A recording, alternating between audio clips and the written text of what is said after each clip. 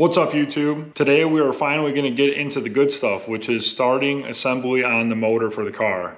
Before we get into the video though, I need to address a couple things, mainly the timeline of this video. So I actually started filming this video weeks ago.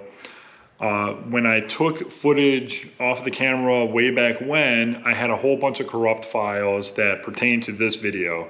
Worse than that is I lost probably, I would say, a day and a half worth of video from this last weekend of working on the motor. And that video footage is just gone. It doesn't exist on any of the cards. I have no idea what happened. I was really pretty pissed off about it. Because it's all gone, it makes the video a little bit wonky. So I'm going to explain everything up front here, and then the footage will just kind of be what it is going forward. As you guys have noticed probably, I usually like to do some time lapse in the video, then stop, explain what's happening, do some time lapse. Most of those points where I stop and explain stuff, gone.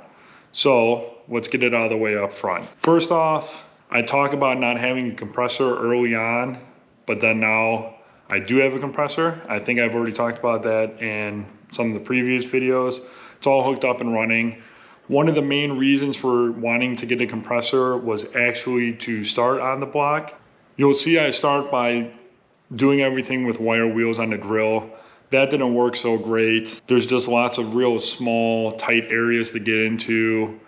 And it didn't do a good enough job for me. I wasn't happy with it. So I fell into a deal on the compressor and I got it. And then I bought a needle scaler, which you'll see me using in the video. That did a fantastic job on everything. I think I have footage of doing maybe one side of the block, and I definitely don't have the ends. After I scaled most of the block, I had to take it off of the engine stand and stand it up to get to the back side. Once I did that, I actually used a roll lock wheel on an air grinder to clean the mating surfaces of the block, like where the heads go. I hit them with the roll lock wheel. I used a white roll lock disc, which I believe is 120 grit.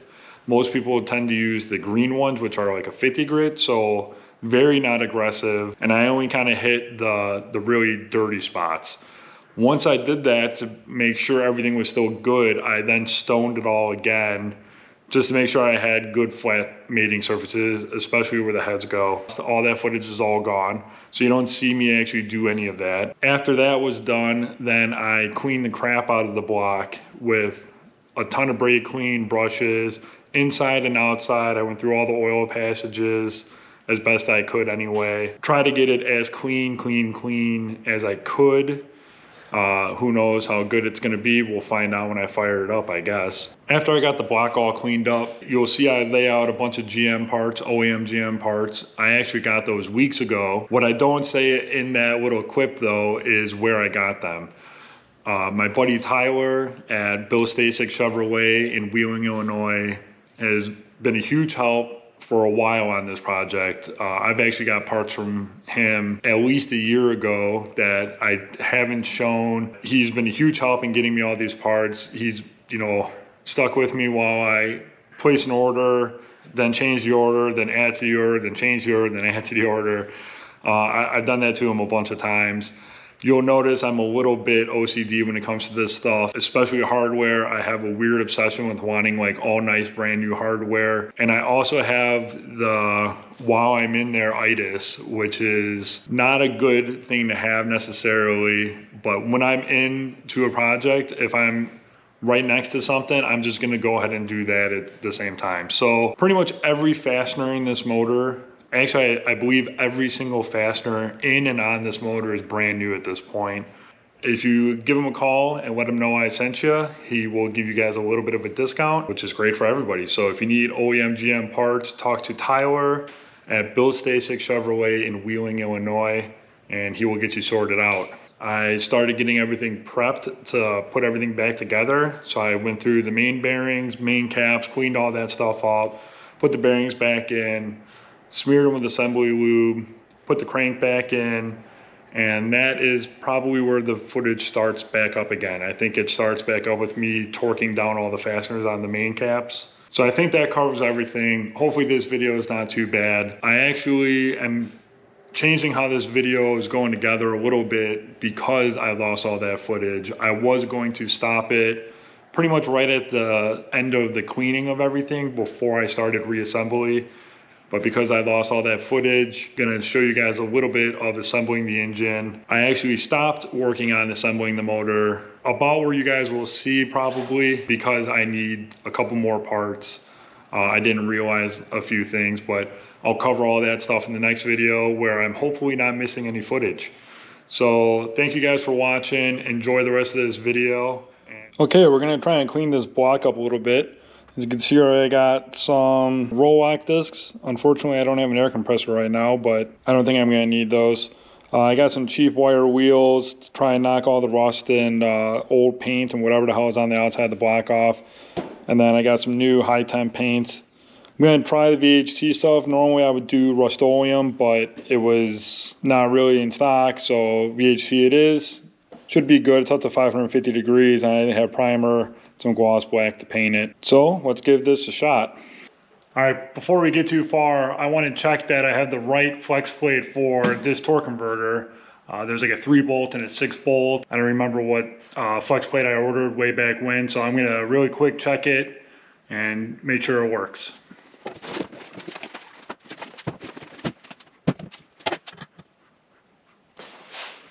Looks like it should work. That's good news. Okay, here's the block back from the machine shop. Remember, I only had this steam cleaned. I didn't want to have to put bearings and everything, so this was really the only option I had to try and get all the gunk off the outside, the oil and the grease and all that crap, without having to wash out the bearings and replace all the bearings. So it still has plenty of rust and whatever was on it at some point. I'm going to clean all that stuff off. And then the cylinders have been honed. Can't really see probably, but they look really nice. So next up, I got to clean all the gasket surfaces. I'm going to scrape them and then stone them, and then mask all those off, and then work on getting the block, you know, cleaned up, prepped for paint, get it painted so it looks a little bit better, and then we'll start the reassembly process.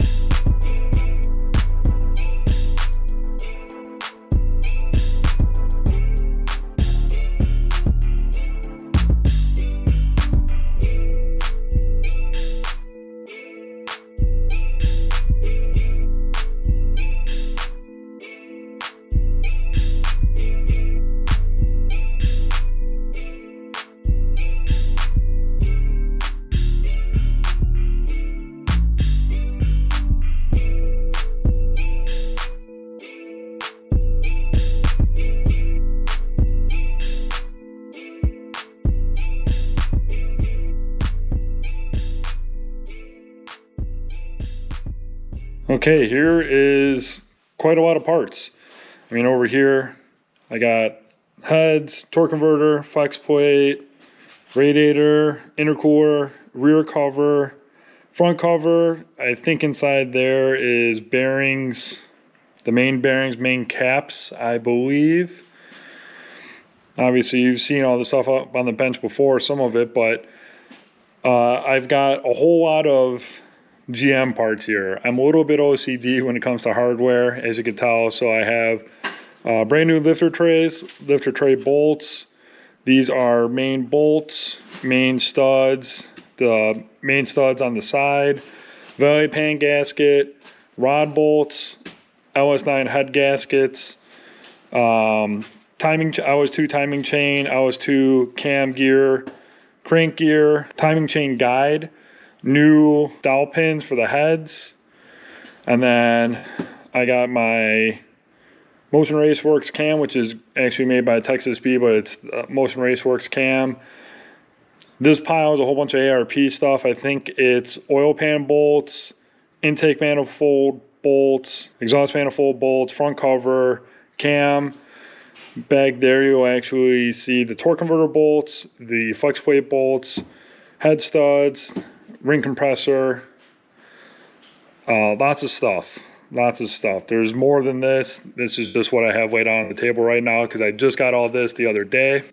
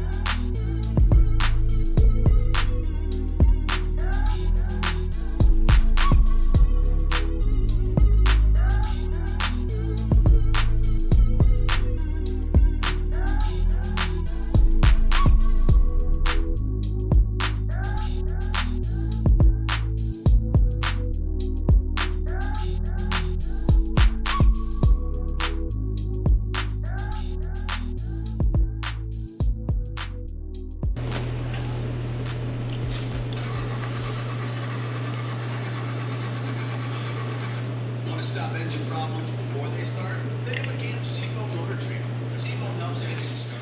All right, crank is all in and torqued. As you can see, it still spins freely.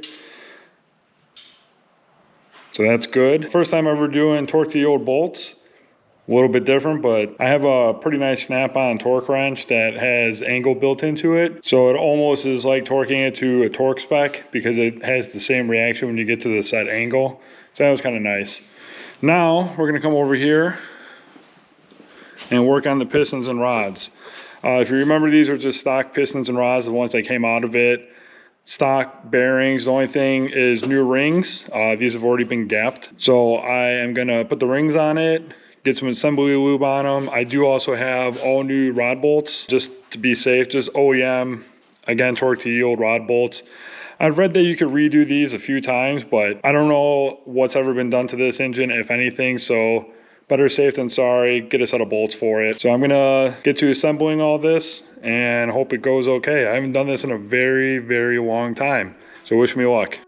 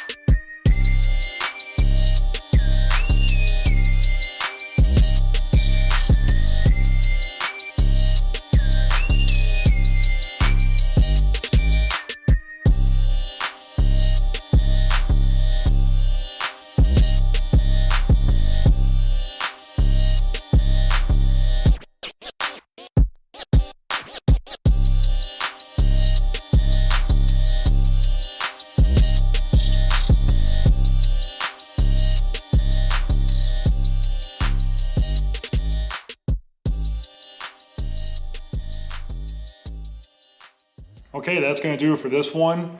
Again, sorry about the missing footage. We'll do better on the next one. Make sure you guys like, comment, subscribe, all that good stuff.